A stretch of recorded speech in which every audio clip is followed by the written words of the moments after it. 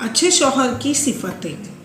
आइए अब कुरान व हदीस की रोशनी में हम ये जान लेते हैं कि अच्छे शौहर की कौन कौन सी सिफतें हैं।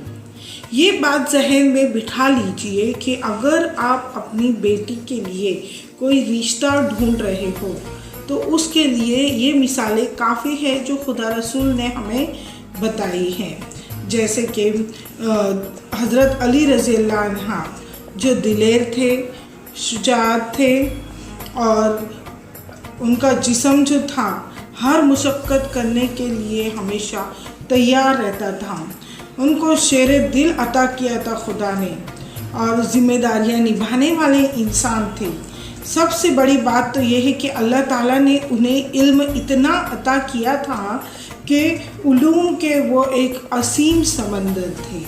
तो मालूम हुआ कि अपनी बेटी के लिए अगर रिश्ता ढूंढना हो तो उससे बेहतरीन मिसाल और कोई नहीं हो सकती।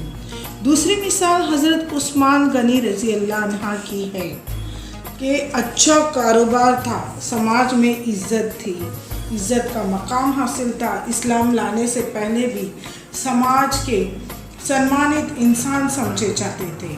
तबीयत में नरमी थी और इस कदर हया वाले थे कि हज़रत गनी रज़ी अल्लाह अन्हा से तो अल्लाह के फरिश्ते भी हया करते हैं। बेटी के लिए रिश्ता ढूंढना हो तो अल्लाह ताला के नबी ने हमारे सामने बहुत सारी मिसालें पेश की है, जिनमें से आपके सामने मैंने हज़रत गनी रज़ी अल्लाह अन्हा और हज़रत अली रज़ी अल्लाह अन्हा की दोनों की मिसालें आपको बता दी हैं।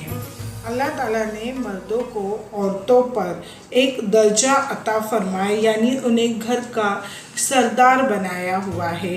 मर्द की मिसाल बादशाह की मानिंद है और उसकी बीवी यानी उसकी जो बेगम है वो एक रानी के मानिंद है। अगर उसका रवैये में नरमी होगी तो घर भी जो है अच्छे से चलेगा। अगर उसके मिजाज में चिड़चिड़ापन होगा तो फिर सामने वाला भी बर्दाश्त करने की सलाहियत ख़त्म हो जाती है और उसकी गाड़ी जो है बीच रास्ते में ही रुक जाती है।